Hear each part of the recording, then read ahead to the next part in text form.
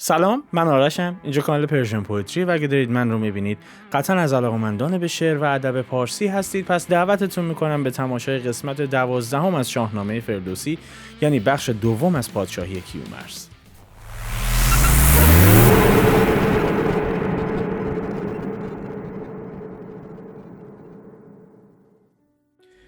خب رسیدیم به بخش دوم از پادشاهی کیومرث.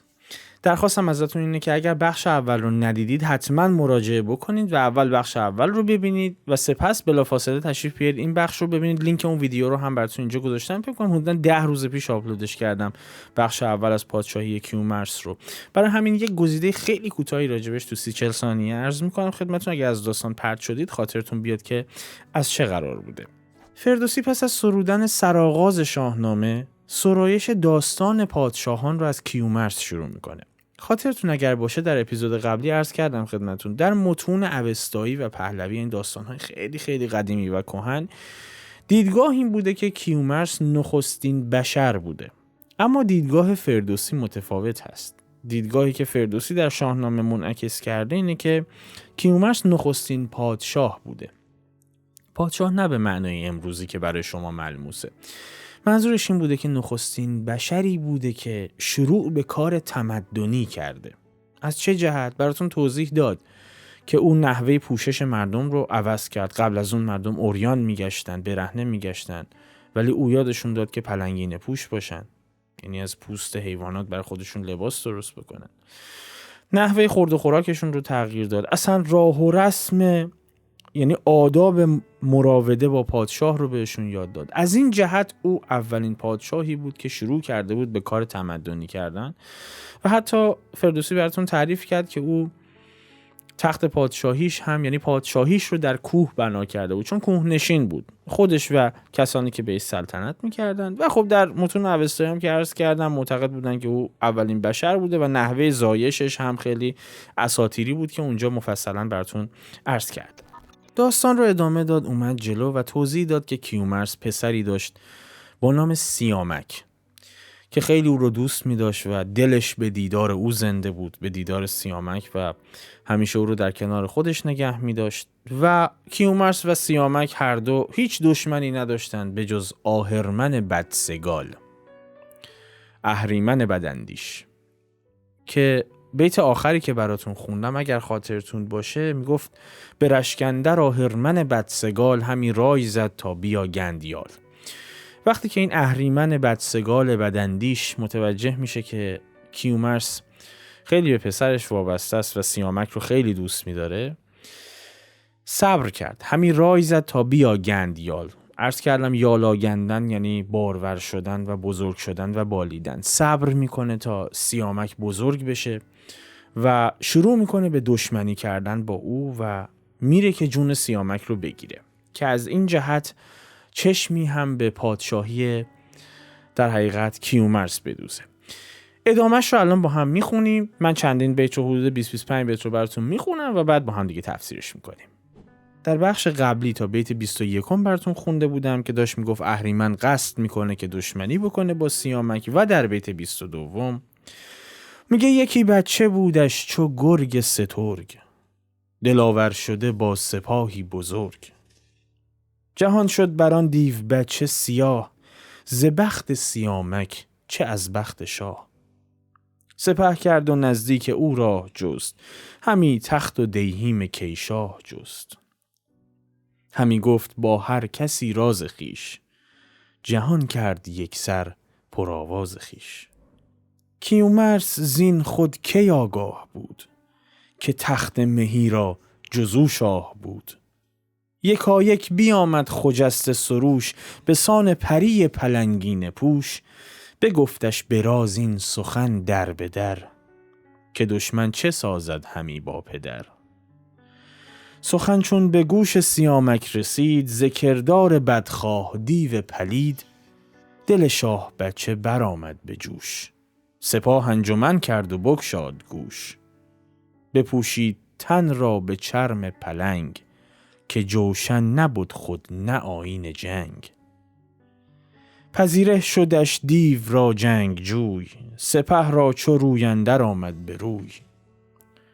سیامک بیامد برهنه تنا، برآویخت با دیو آهرمنا. بزد چنگ وارون دیو سیاه، دوتا اندر آورد بالای شاه. فکندان تن شاهزاده به خاک، به چنگال کردش کمرگاه چاک. سیامک به دست خرورای دیو، تبه گشت و ماند انجمن بی خدیو. چو آگه شد از مرگ فرزند شاه، ز تیمار گیتی برو شد سیاه. فرود آمد از تخت ویله کنان، زنان بر سر و گوشت بازو کنان. دو رخساره پرخون و دل سوگوار، دژم کرده بر خویشتن روزگار. بیامد برش لشکری سوگوار، کشیدند صف بر در شهریار. همه جامه ها کرده پیروزه رنگ، دو چشم ابر خونین دو رخ بادرنگ. دد و مرغ و نخچیر گشته گروه، برفتند ویله کنان سوی کوه. رسیدند با سوگواری و درد، ز درگاه کیشا برخاست گرد. بریم برگردیم تفسیرش میکنیم.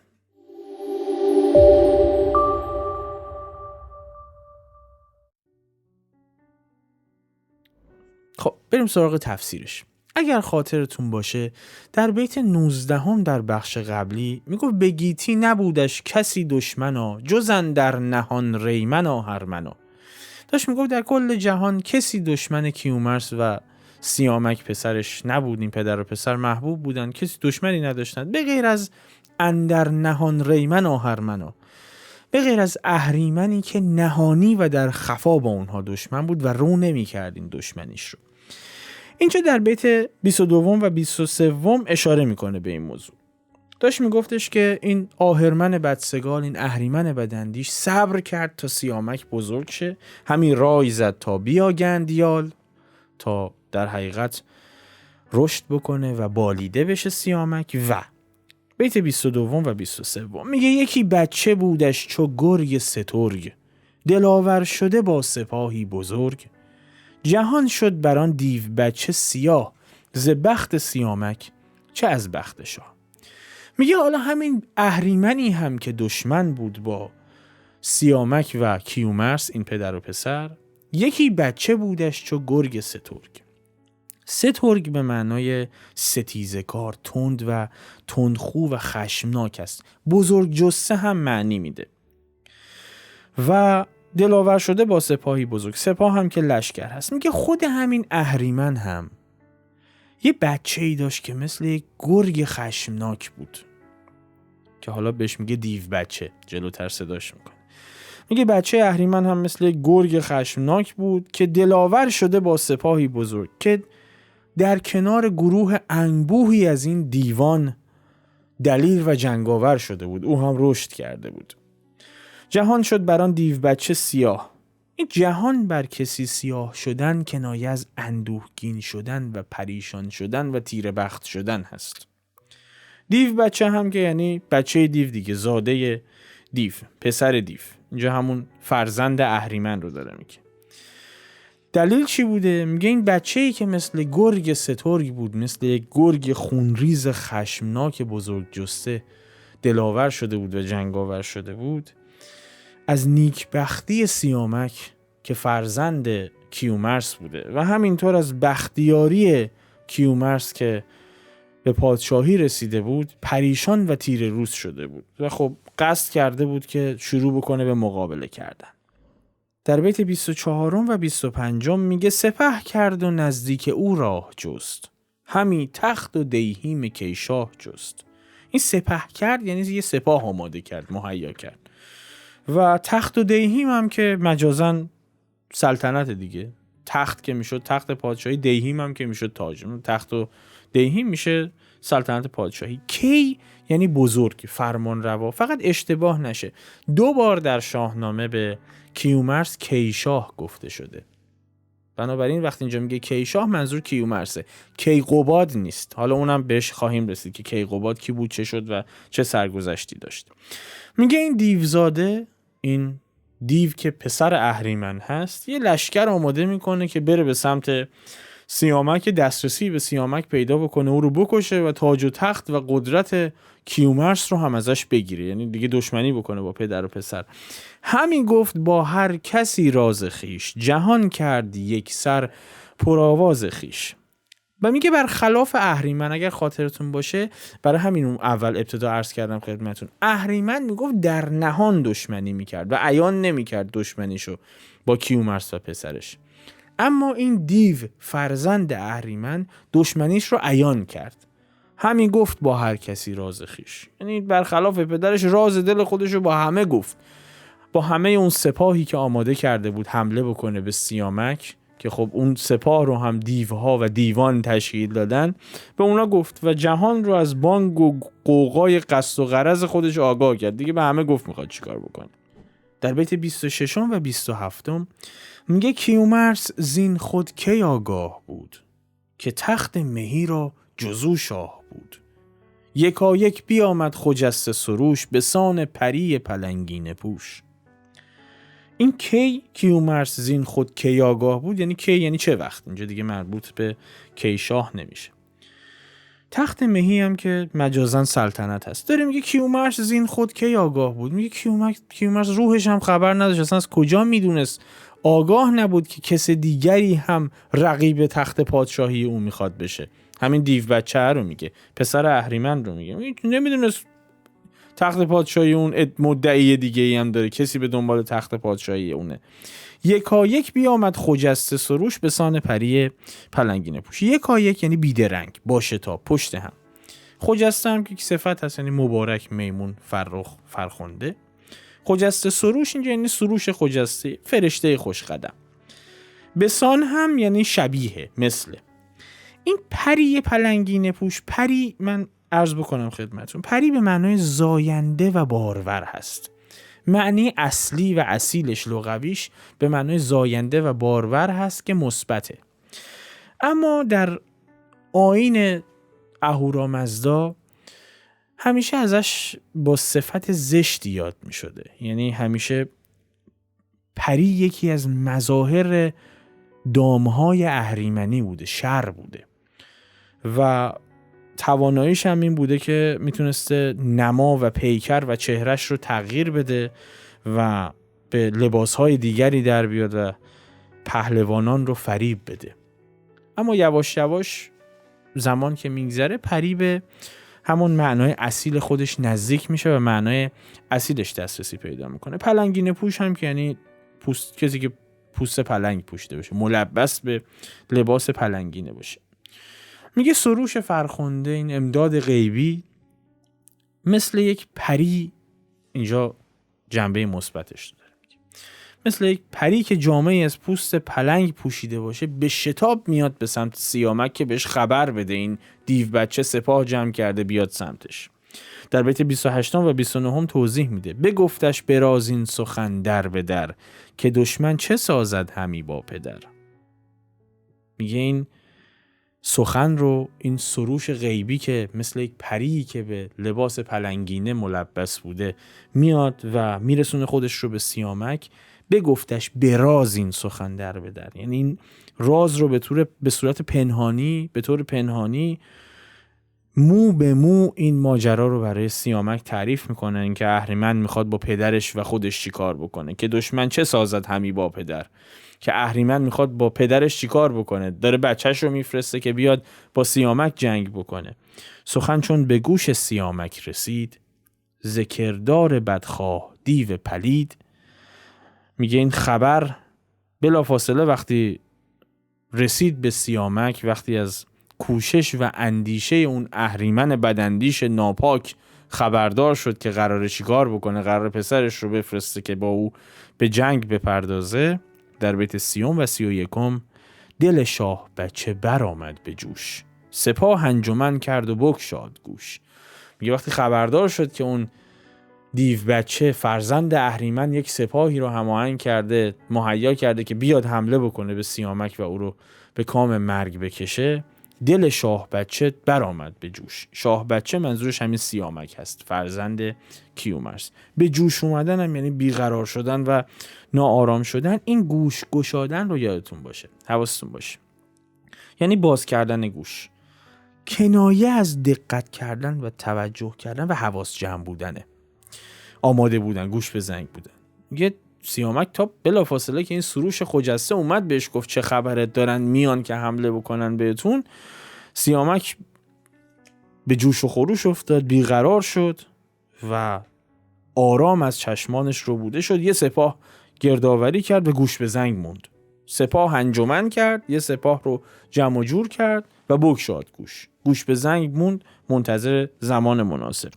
بپوشید تن را به چرم پلنگ، که جوشن نبود خود نه آیین جنگ. ببینید جوشن یک جامعه جنگی هست. فرقش با زره اینه، زره یک جامعه جنگی بود که تمامش حلقه های فلزی بود، یعنی از سر تا ته حلقه های فلزی بود، ولی جوشن فرقش این بود که هم حلقه های فلزی داشت هم رشته های فلزی، بنابراین محکم تر بود. میگه بپوشید تن را به چرم پلنگ، که جوشن نبود خود نه آیین جنگ.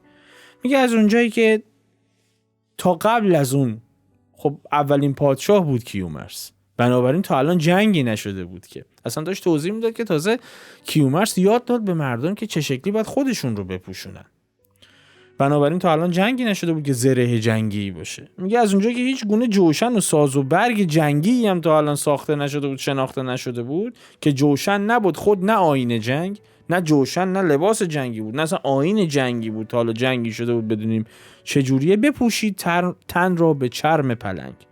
سیامک جامه از پوست پلنگ تنش کرد چون جوشنی نبود. در بیت 32 و 33 یواش یواش حماسی میشه. میگه پذیره شدش دیو را جنگ جوی، سپه را چو روی اندر آمد به روی، سیامک بیامد برهنه تنا، برآویخت با دیو آهرمنا. پذیره شدش دیو را جنگ جوی. این پذیره شدن یعنی در جنگ به سوی کسی رفتن و پذیرایی کردن ازش با دلاوری و جنگاوری، شتافتن، به جنگ رفتن، به جنگ برخاستن. جنگجوی هم یعنی جوینده جنگ، مبارز.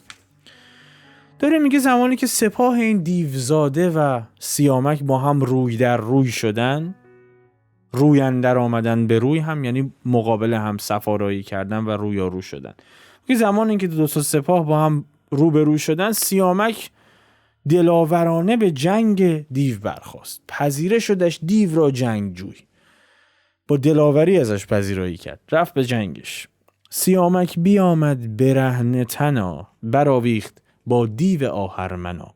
دیو آهرمن یعنی دیو که پسر آهرمن بود، دیو پسر اهریمن، همون دیو بچه. برهنه تن هم یعنی اوریان. برآویختن هم یعنی درگیر شدن، جنگیدن، نبرد کردن.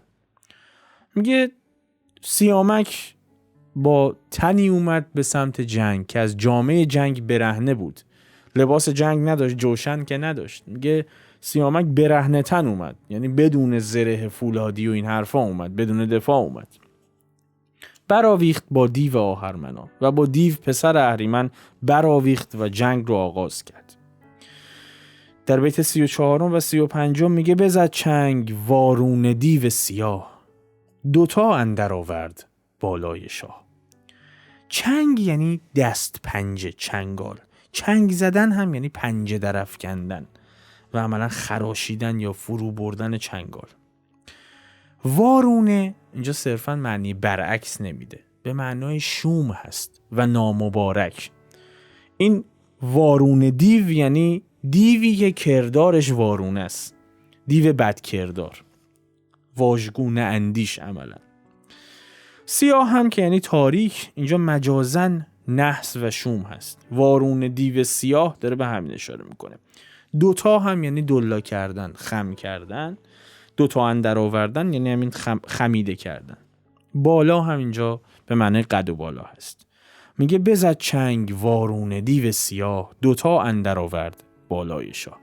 میگه به محض اینکه با هم درگیر شدن، این دیو نحس بدکردار وارونه کردار پنجه بر سیامک افکند، پنجه انداخت به سیامک و اندام او رو خم کرد، او رو تا کرد.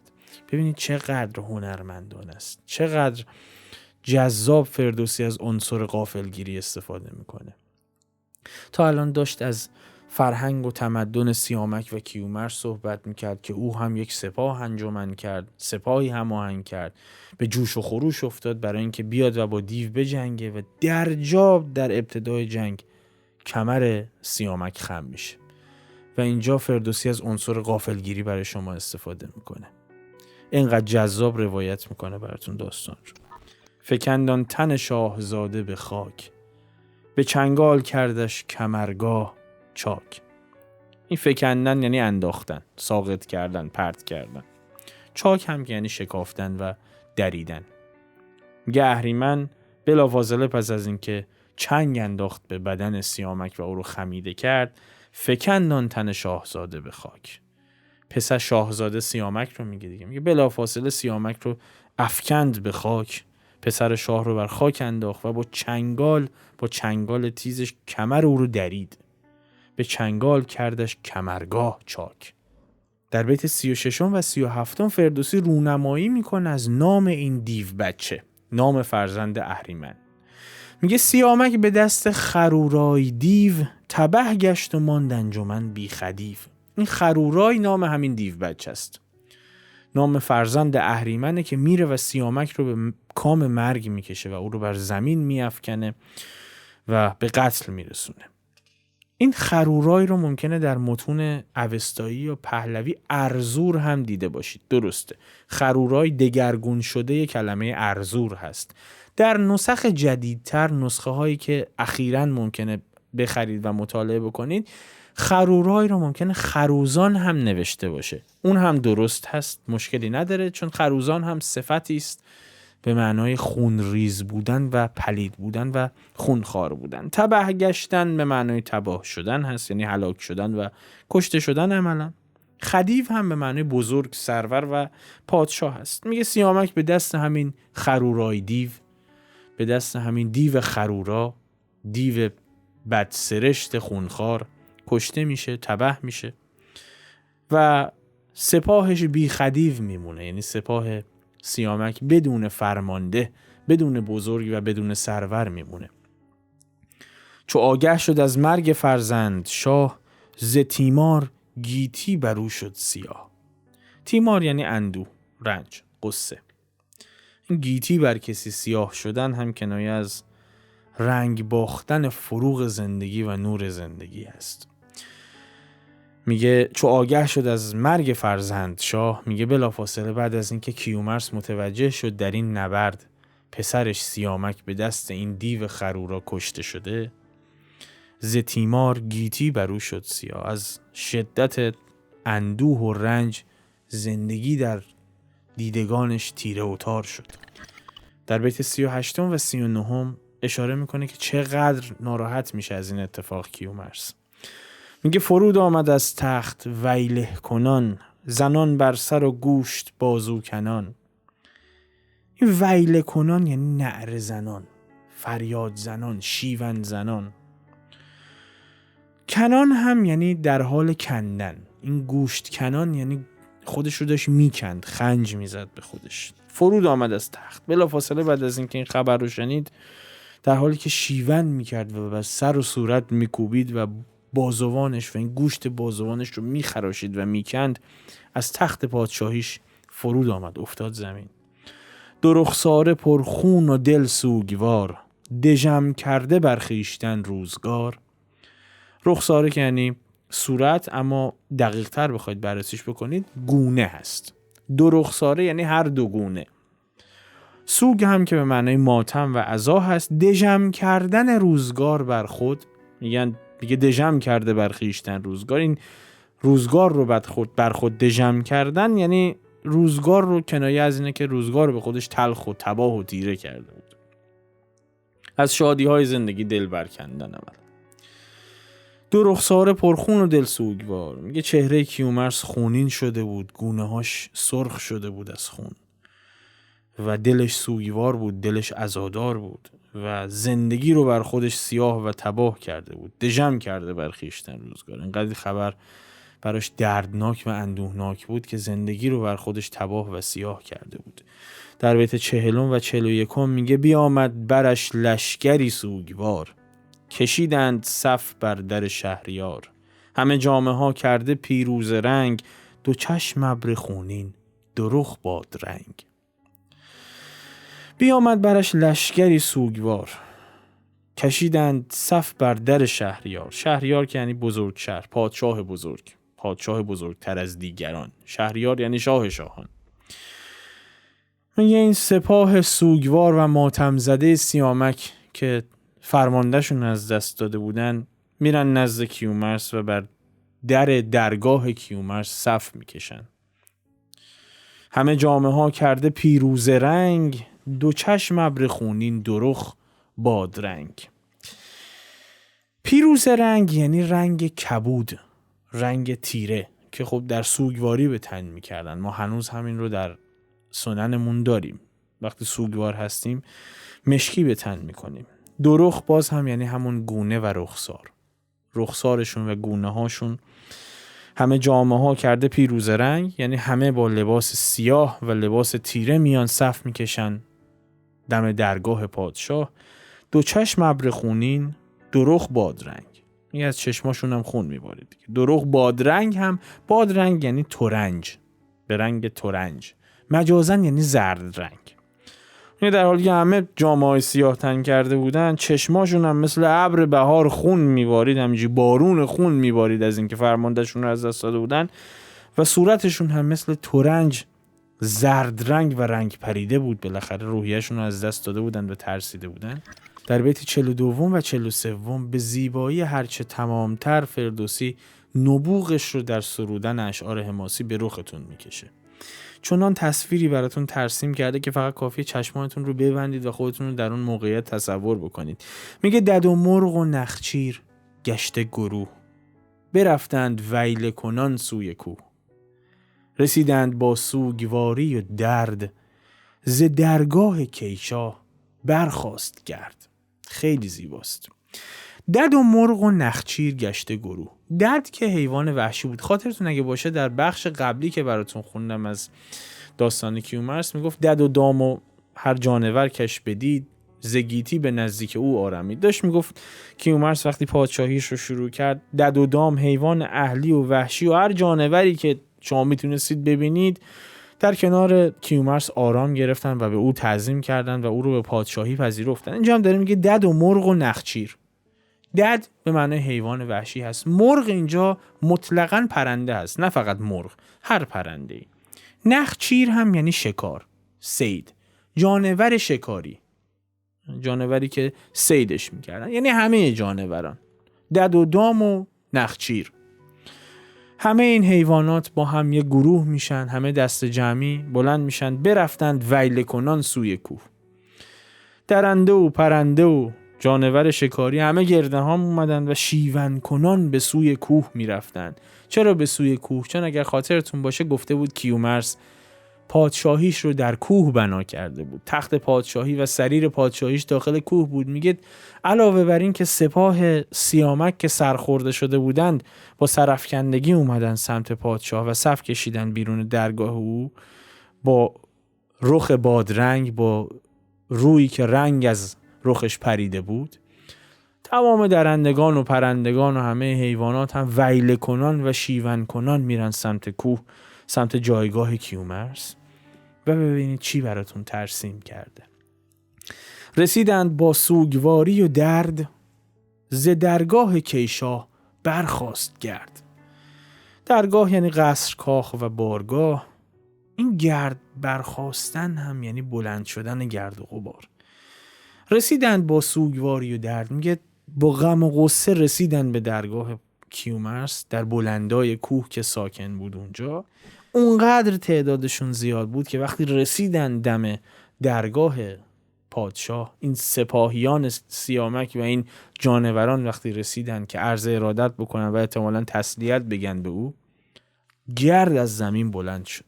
دیدید وقتی تحرک میشه جایی جنب و جوش میشه، گرد و خاک بلند میشه. میگه اینقدر اینا تعدادشون زیاد بود که ز درگاه کیشاه برخاست گرد و غبار از درگاهش بلند شد. همینجا توقف بکنیم تا بقیه‌شو رو در پست بعدی براتون بخونم. بریم برگردیم جملات آخر رو عرض کنم.